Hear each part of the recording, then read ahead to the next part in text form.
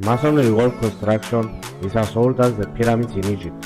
Since then, masonry wall construction and techniques have come a long way. Join us today to see how nowadays walls are built on this episode of EMF.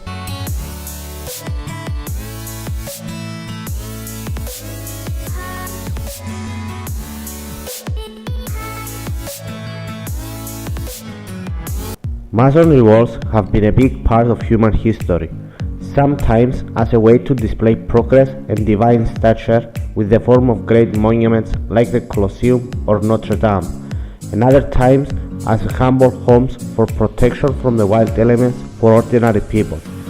Humans have been putting walls up for ages, and masonry walls in most of these cases were used as a structural member that supports its own weight and carries any dynamic or permanent loads to the soil beneath the structure with safety.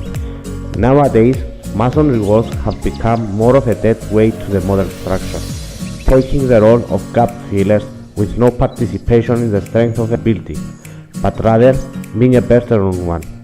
Traditionally, masonry walls were constructed with stones, but in modern times, the material of choice for a number of reasons are brick masonry walls, which will be the point of our discussion today. We will deal with proper techniques to construct a brick wall, and a step-by-step explanation will be given to go from architectural vision and drawings to real-life application. The first step is the most crucial one.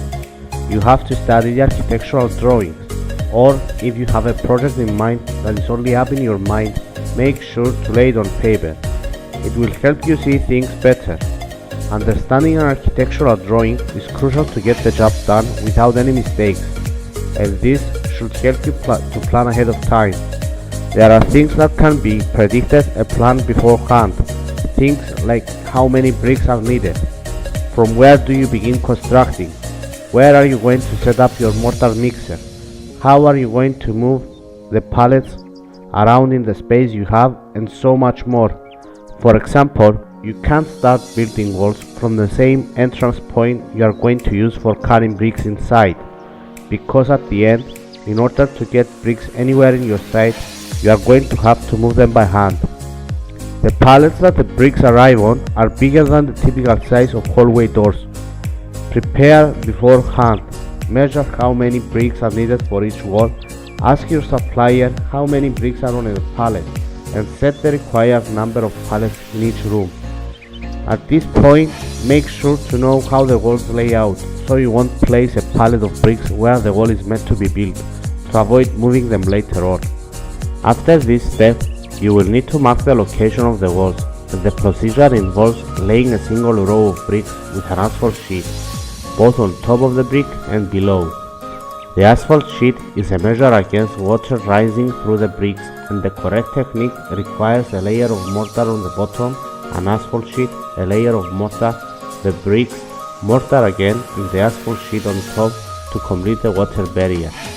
The marking can be done either all at once or section by section, which is good if you are building the walls by yourself. The procedure is easy enough. You just need to read the distances on the drawings from known points to the interior wall and measure them on site. Use rope string guidelines to help you with the marking. Let's give an example so that we can better understand this technique. On your drawing, you have distances marked either in the center of the displayed room or the perimeter around the building's blueprints. Let's say you read the distance that an interior wall is 5 meters away from the exterior wall inner side. You measure with your tape and mark the 5-meter distance with a pencil on the perpendicular wall. You set the first brick at where it should be, and then pull a rope string to where the wall approximately ends. Extend the rope string outwards by a meter or so. Place a brick as shown in the video and pull the rope so it's stretched, but not too hard of a pull. You definitely don't want to move the first brick out of position and restart the process. Stabilize the rope in its place and measure again from the wall so that you have 5 meters. Adjust the brick accordingly. When you set the guideline, you can build the whole row of bricks up until the end of the wall. If it's an intersection of two walls, thus creating a corner, you have to pull another rope perpendicular to the guideline you have already placed by repeating the process before laying the first row of bricks. At the corners or the edges of the walls, it's a good practice to use vertical guides so you don't veer off the wall's footprint, and it makes it easier for you. Rather than using a spirit lever or weight pushes all the time, just put the vertical guides, pull the rope string on each brick row and follow the string. This will lead to a level brick wall both horizontally and vertically. The most important factor when building a wall is to make sure that the bricks will not create a vertical joint in its legs. A vertical joint means that the wall bricks do not interconnect, which results to unstable walls. The problem with this is that a crack can easily form along the height of the joint, which in turn can lead to discontinuity of the wall as a structure. The vertical discontinuity of a wall is a dangerous scenario because now the wall can lean and eventually fall out of its plane, endangering the end users of the project or the workers that are in the building during the construction cycle. This is a failure that can easily be avoided. Each row of bricks that you begin laying should start either with a whole brick or a half brick. This will lead to the most recognizable zigzag pattern that we are familiar with each row joints being in the middle of the row below. You repeat this switch from each row from whole brick to half brick for the entire height of the wall. Another thing to remember is that when two walls intersect either on the edges or in the middle of each other, the bricks again should switch from wall to wall and create a zigzag pattern again. For example, on the first row of bricks you have wall B touching the side of wall A.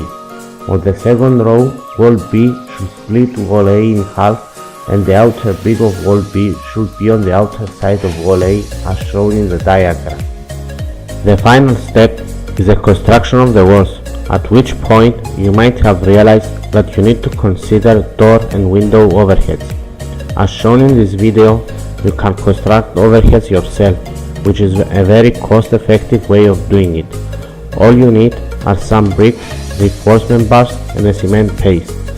The usual practice is to use Catholic metal overheads which cost more but are easier to install, and you can find varying sizes from 120 cm all the way up to 340 cm for big openings. You can also choose metal overheads of different width depending on the bricks you are using, varying from 10 cm up to 30 cm. Now, more into the brick overheads. The composition of the mortar is very important, and the one suggested is from experience.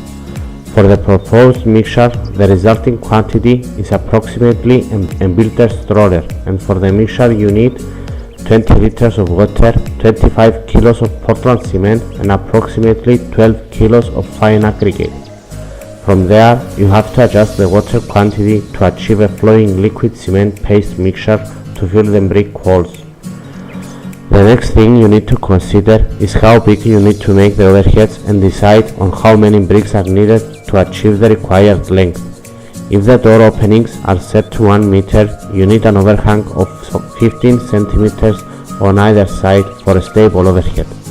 If you are using bricks that are 30 centimeters in length, this means that for a 1 meter opening and 15 centimeters of overhang on either side, you need an overhead of 130 centimeters long, which translates to roughly 4.5 bricks.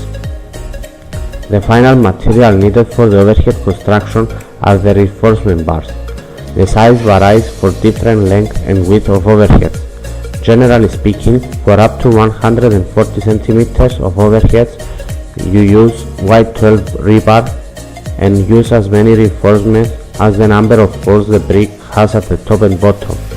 For overheads of over 160 centimeters, you are better off using metal Catholic overheads or construct concrete reinforced overheads right in place. For lengths upwards 140 centimeters, then brick overheads tend to be very heavy for installation. The pros of such overheads in comparison to metal ones is that you can avoid future rust in case there is water present and you are afraid that oxidation of the metal will occur. A quick note, you can find a reinforcement conversion table in the description below for any of you using a different annotation for reinforcement bar size.